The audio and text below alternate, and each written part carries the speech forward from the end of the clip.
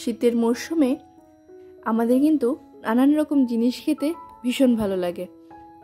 তাই আজকে আমি একটা এরকম মুখরোচক খাবার আমি নিয়ে চলে এসেছি আপনাদের সামনে। আজ আমি তৈরি করব মাটন কিমা দিয়ে ঘুগনি। শীতের দিনে কিন্তু গরম গরম এরকম মাটন কিমা দিয়ে ঘুগনি খেতে কিন্তু দারুণ লাগে। তাহলে চলুন রেসিপিটা শুরু করা যাক।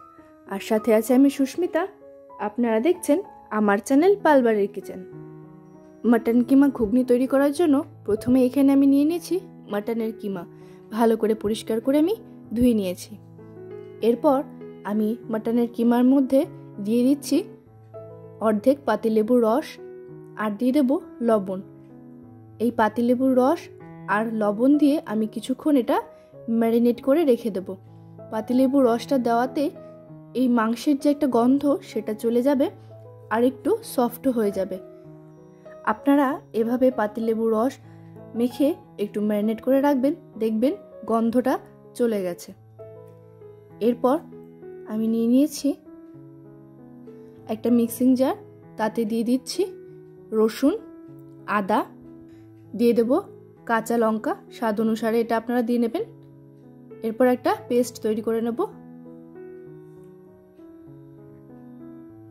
মশলার পেস্ট তৈরি করে নেওয়া হয়ে গেছে। এরপর আমি নিয়ে নিয়েছি এখানে 250 গ্রাম মটর। এটা আমি সেদ্ধ করে নিয়েছি।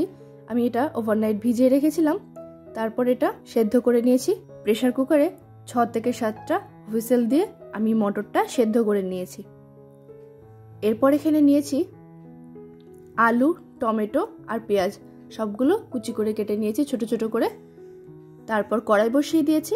কড়াইতে দিয়ে দিচ্ছি সর্ষের তেল। তেল গরম হয়ে এসেছে, ফোড়নে দেব তেজপাতা, শুকনো লঙ্কা আর গোটা জিরে। ফোড়নটা দিয়ে একটু নাড়াচাড়া করে নিচ্ছি। ফোড়ন থেকে সুন্দর একটা গন্ধ বেরিয়ে এলে এর মধ্যে আমি দিয়ে দেব কেটে রাখা আলু। আলুগুলো আমি এরকম ছোট ছোট করে টুকরো করে কেটে নিয়েছি। আলুটা একটু প্রথমে ভেজে নেব অল্প করে।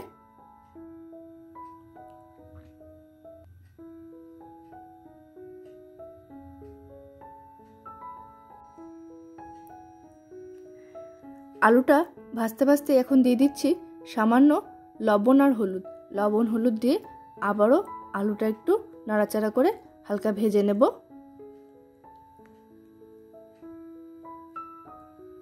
আলুটা হালকা ভাজা হয়ে গেলে এর উপর থেকে আমি পেঁয়াজ কুচিটা এখন দিয়ে দিচ্ছি। পেঁয়াজ কুচিটা দিয়ে আবারও একটু ভেজে নিচ্ছি 2 মিনিট মতো।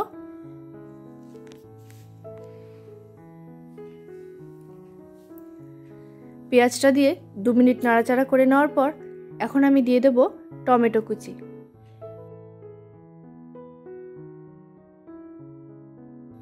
আবারও টমেটো কুচি দিয়ে আমি একটু সব কিছুর সাথে নাড়াচাড়া করে টমেটোটাকে ভেজে নেব।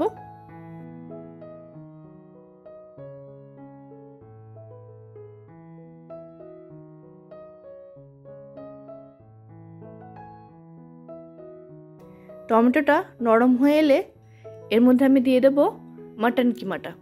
মাটন কিমা দিয়ে এবার সব কিছুর সাথে ভালো করে একটু ভাজা ভাজা করে নেব।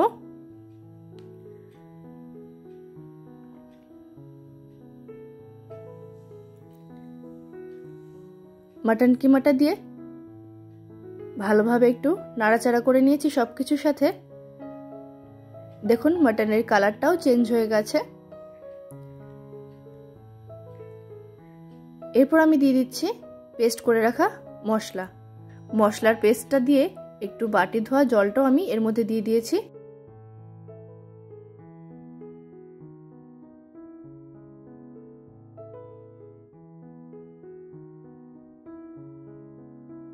তারপর আবারও নাড়াচাড়া করে দিয়ে দিলাম এর মধ্যে স্বাদ অনুসারে লবণ আর দিয়ে দিচ্ছি হলুদ গুঁড়ো।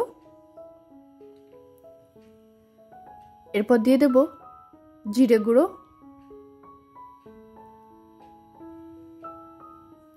তারপর দিয়ে দিচ্ছি ধনে গুঁড়ো।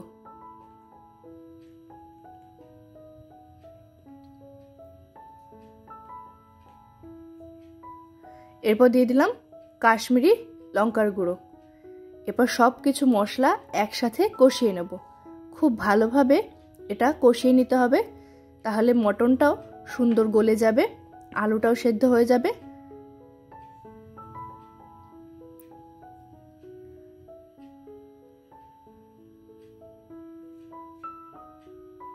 আমি এখন একটু ঢাকা দিয়ে দেব, তাহলে মটনটা খুব সুন্দর সফট হয়ে যাবে।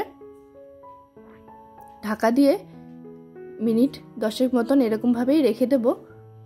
10 মিনিট পর ঢাকনাটা খুলে আবারও আমি এটা নাড়াচাড়া করে নিচ্ছি।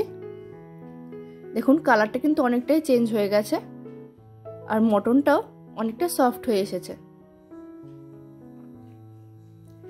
এরপর আমি এটা ভালো করে কষিয়ে নিচ্ছি,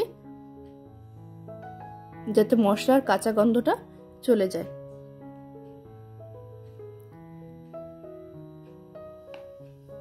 সমস্ত কিছু খুব ভালোভাবে কষিয়ে নিয়েছি, মশলা থেকে তেল ছাড়তেও শুরু করে দিয়েছে।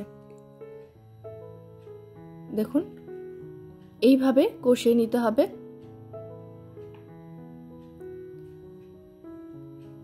এরপর আমি দিয়ে দেব সেদ্ধ করে রাখা মটর। মটরটা দিয়ে আবারও আমি এটাকে হাই ফ্লেমে একটুখানি কষিয়ে নেব।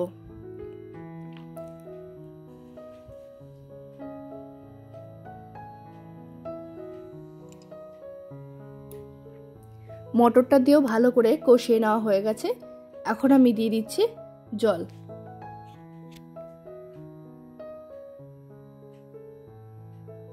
পরিমাণ মতো এখানে জলটা আপনারা ব্যবহার করে নেবেন। জলটা দিয়ে এরপর এটাকে একটু ফুটতে দেব।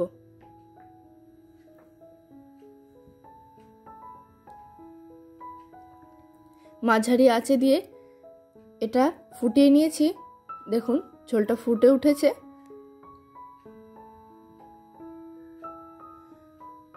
এবার ভালো করে ঝোলটা ফুটিয়ে নিয়ে এর মধ্যে আমি এখন দিয়ে দিচ্ছি ধনেপাতা কুচি। ধনেপাতা কুচিটা দেওয়াতে এর গন্ধটা কিন্তু খুব সুন্দর হয়। ধনেপাতা কুচি দিয়ে একটু নাড়াচাড়া করে নিলাম। এরপর দিয়ে দেবো সবশেষে গরম মশলার গুঁড়ো। গরম মশলার গুঁড়োটা দিয়ে মিশিয়ে নিলেই তৈরি হয়ে যাবে আজকের মাটন কিমা দিয়ে ঘুগনি রেসিপি। গরম গরম শীতের দিনে এরকম ঘুগনি কিন্তু 1 প্লেট খাওয়াই যায় আর খেতে দুর্দান্ত লাগে। সন্ধ্যার বেলায় এরকম 1 প্লেট ঘুগনি হলে কিন্তু সন্ধ্যার টিফিনটা জমে যায়। তাহলে আজকে আমার এই মাটন কিমা দিয়ে ঘুগনি আপনাদের কেমন লাগলো অবশ্যই একটা ছোট্ট কমেন্ট করে জানাবেন। ভালো লাগলে ভিডিওটিতে একটা লাইক করে দেবেন আর আমার চ্যানেলটি সাবস্ক্রাইব করে পাশে থাকা বেল আইকনটা প্রেস করে দেবেন। তাহলে যখনই আমি একটা ভিডিও আপলোড করব তার ইনস্ট্যান্ট নোটিফিকেশন আপনাদের কাছে পৌঁছে যাবে। ধন্যবাদ।